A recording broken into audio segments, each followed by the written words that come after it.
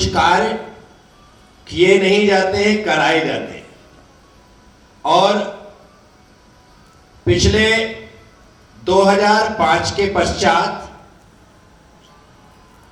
मुझसे जितने कार्य कराए गए वो कार्य मैंने भगवान की आज्ञा और आदेश मान करके किया है। मेरे में करने की क्षमता नहीं है, वो मुझसे कराते हैं, ये उनकी विशेषता है कि वो मुझसे करवा रहे हैं और मुझे श्रेय प्रदान कर रहे हैं। अन्यथा मेरे में इतनी कोई ना योग्यता है, ना क्षमता है, ना कैपेसिटी है कि मैं कुछ कर सकूं। भगवान करवाते हैं और काम हो जाता है। ये सैद्धांतिक प्रश्न है।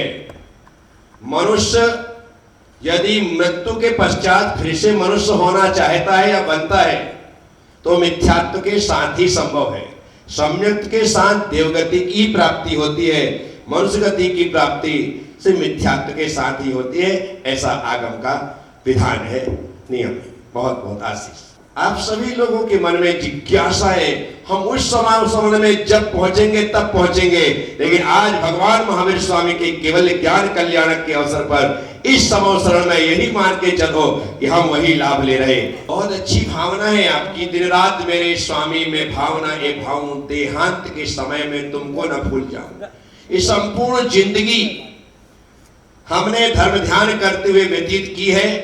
इस भावना को रोज बढ़ाते चलो, रोज बढ़ाते चलो, रोज बढ़ाते चलो। संसार को भुलाते चलो और भगवान को याद करते चलो। अंतिम समय में भी भगवान और गुरु याद रहेंगे और गुरु का आशीर्वाद आपके साथ रहेगा। बहुत बहुत आशीर्वाद। महेंद्र जी चूड़ी वाली। धर्म और मोक्ष के संबंध में मैं जानना चाहता हूं। मन एवं मनुष्याणाम कारणबंध मोक्षेय, नारायण श्री कृष्ण ने गीता में लिखा है। मन ही हमारे संसार का कारण है और मन ही हमारे मोक्ष का कारण है। अच्छे कर्म करो। जो कर्म सबको अच्छे लगते हैं, आपको अच्छे लगने वाले कर्म अच्छे हो कोई जरूरी नहीं, लेकिन सबको जो कर्म अच्छे लगते हैं, जो कार्य अच्छा लगता है वह कार्य अच्छा होता है। क्योंकि पीने वाले को तो पीना अच्छा लगता है, खेलने वाले को खेलना अच्छा लगता है, खाने वाले को खाना अच्छा लगता है, लेकिन वह सबको अच्छा नहीं लगता है। इसलिए जो कर्म करने जैसे हैं और सबको सुख प्रदान करते हैं वो कर्म करना चाहिए। बेकर्म ही दुष्कर्म को काट करके हमें मोक्ष सुख प्रदान करेंगे। इसलिए मोक्ष एक ऐसी अवस्था है जो कर्म से रहित अवस्था है।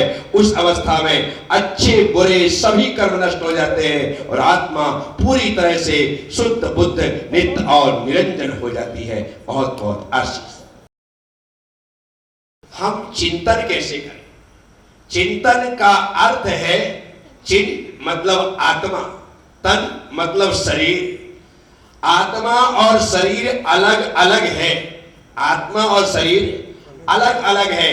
ऐसा बोध हमें हमेशा रहना चाहिए। जो कष्ट हो रहे हैं वो शरीर को हो रहे हैं, लेकिन शरीर और आत्मा का जब ज्वाइंट होते हैं, दोनों मिले हुए होते हैं, तो शरीर के कष्ट की वजह से आत्मा भी दुखी होती है। लेकिन जो लोग इस बात को जान लेते हैं चिंतन के माध्यम से कि शरीर अलग है, आत्मा अलग है, इस बात का जो विचार है उसी का नाम चिंतन है। संसार जो है वो परे है, मैं जो हूं संसार से परे हूं, ऐसा जो भाव बोध है इसी का नाम चिंतन है। इसी ऐसा ही आपको सबको करना चाहिए। और बहुत बहुत आशीष। जो साधु संत की निंदा करता है वो मरने के बाद क्या बनता है? साधु संत की नहीं, किसी की भी निंदा करे, जो निंदा करता है वो मर करके सूअर बनता है। क्या बनता है? क्योंकि जिसके मुख से निंदा का मतलब है गंदगी, आज वो अपने मुख से गंदगी प्रकट करता है, फिर सूअर बन करके जिंदगी भर गंदगी ही खाता रहता है। इसलिए सब कुछ करना, लेकिन साधु संतों की नहीं, किसी की निंदा। जैन धर्म कहता है चंडाल की निंदा करना भी पाप है। हम चंडाल की निंदा भी नहीं करते। बहुत सुंदर। अष्टानिका वर्ष में 3 बार ही क्यों आती है? ये त्रैकालिक शाश्वत पर्व है जो कार्तिक, आषाढ़ और फाल्गुन के माह में आते हैं। क्यों आते हैं? हर प्रश्न का क्यों नहीं होता है। कुत्ते की पूंछ टेढ़ी क्यों होती है? अग्नि गर्म क्यों होती है, बर्फ ठंडा क्यों होता है, ये स्वभाव है। ऐसे ही 3 ये पर्व आकृति में है जो लगातार शाश्वत रूप से चल रहे हैं। समाधि मरण का प्रयास करिए बराबर तरीके से। 12 साल की समाधि होती है, धीरे धीरे त्याग करें, धीरे धीरे त्याग करें, एकासन करें, उपवास करें, रसों का त्याग करें। जब ये प्रक्रिया जारी रहती है तो हमारी साधना मजबूत होती है। फिर अंत समय में हमें क्षुधा दशा आदि की कोई बाधाएं नहीं होती है और बड़े शांत दशा के साथ हमारे प्राणों का विसर्जन होता है। तो त्याग तपस्या के मार्ग पर बढ़ते रहो, ज्यादा से ज्यादा तपस्या करते रहो, बस यही साधना। बड़े बुजुर्गों की मृत्यु होने के पश्चात जब उन्हें याद करते हैं तो घर में कहते हैं कि उन्हें याद मत करो, उन्हें याद करने से उन्हें कष्ट होगा। जो ऐसा कहते हैं वो गलत कहते हैं। आप याद नहीं करोगे तो उन्हें कष्ट होगा कि देखो कितने स्वार्थी लोग हैं, मैंने पूरा का पूरा संसार बना करके बसा करके इन्हें दिया और आज मैं मृत्यु को प्राप्त हो गया तो मुझे याद तक नहीं कर रहे। याद करने से किसी को कोई कष्ट नहीं होता है। ये याद करना तो हमारा धर्म होना चाहिए कि जिन बुजुर्गों के, जिन बड़ों के हम पर उपकार है उनको सिर्फ याद करके ही उनके उपकारों को चुकाया जा सकता है। तो खूब याद करो, उनको जरा भी कष्ट नहीं होगा, टेंशन मत लो। बहुत बहुत आशीर्वाद। पहले के प्रतिबिंब और वर्तमान के प्रतिबिंब अर्थात भगवान की मूर्तियों में क्या अंतर है? शिल्प कला में अंतर आता है।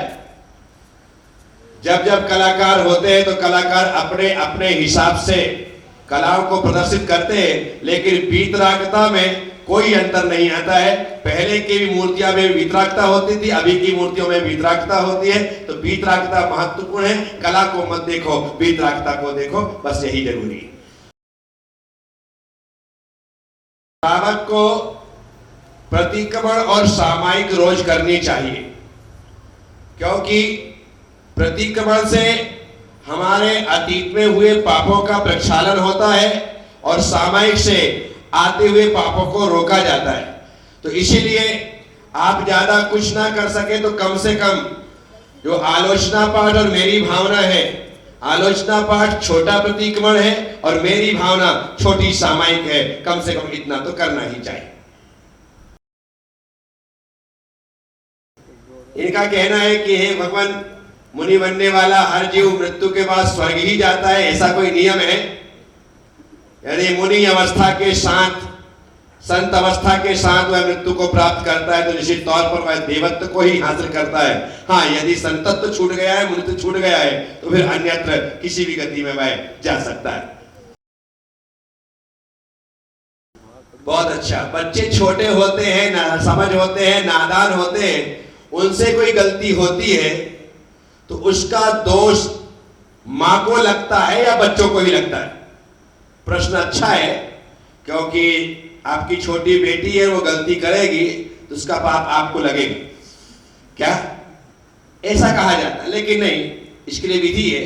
8 साल तक के बच्चों को आप नियम दिलवाएं और यदि नियम में उनको दोष लगता है तो आपकी गलती से लगता है कि आपने ध्यान नहीं दिया। 8 साल के बाद जब बच्चे बड़े हो जाते हैं तो उन्हें बता दिया जाए कि आपने नियम लिए, तो फिर वह बच्चा उन नियमों का पालन करता है और नहीं करता है तो दोष बच्चों को ही लगता है। 8 साल के पहले के जो है उसमें आपको ध्यान रखना है। उदाहरण के तौर पर आपकी बेटी अग्रिमा है, वो आलू प्याज लहसुन नहीं खाती, आपने त्याग करवा रखा है, नहीं खाती है, और कभी यदि आपकी गलती से खा ले, आपकी गलती से, तो निश्चित तौर पर दोष आपको लगेगा। आपको बराबर उसे समझा के रखना है, लेकिन वो ऐसी गलती कभी करती नहीं है। स्कूल में भी पूछ लेती है कि इसमें किसी प्रकार से कुछ है तो नहीं, है कि नहीं? बहुत बहुत आशीर्वाद। ये क्या है कि क्षेत्र, द्रव्य, क्षेत्र, काल और भाव। द्रव्य क्षेत्र, महावीर नाम का द्रव्य, महावीर नाम की मूर्तियां तो देश में सैकड़ों स्थान पर, हजारों स्थान पर, लेकिन द्रव्य के बाद आता है क्षेत्र। जो क्षेत्र अक्षयकारी है, प्रभावशील है, ऊर्जा से संपन्न है, वहां पर जाते हैं तो वहां पर बात एकदम अलग हो जाती है। तो इसलिए द्रव्य का, क्षेत्र का, काल का, किसका? काल का और भाव का, ये चारों का प्रभाव पड़ता है। तो आप बिल्कुल सही कह रहे हैं कि नैनपुर जहां आप रहते हैं वहां पर भी महावीर स्वामी है, तपोवन भी महावीर स्वामी है, महावीर जी भी महावीर स्वामी है, लेकिन इन क्षेत्रों में आओ तो यहाँ का आनंद और विशुद्धि अलग है। और तो यही फर्क होता है मंदिर में और तीर्थ में। तो आप अपने मंदिर को तीर्थ बनाओ तो आपके वहां भी ऐसा ही आनंद आने लगेगा। योगी विश्वासानंद उदासीन अखाड़े से, हाँ बोलो। के उपरांत हमने सुना, तुमने सुना, सबने सुना कि राम नाम सत्य है, सबकी यही गत्य है और ये सच्चाई है, मृत्यु सत्य है, सबको मालूम है, फिर भी व्यक्ति गलत कार्य क्यों करता है?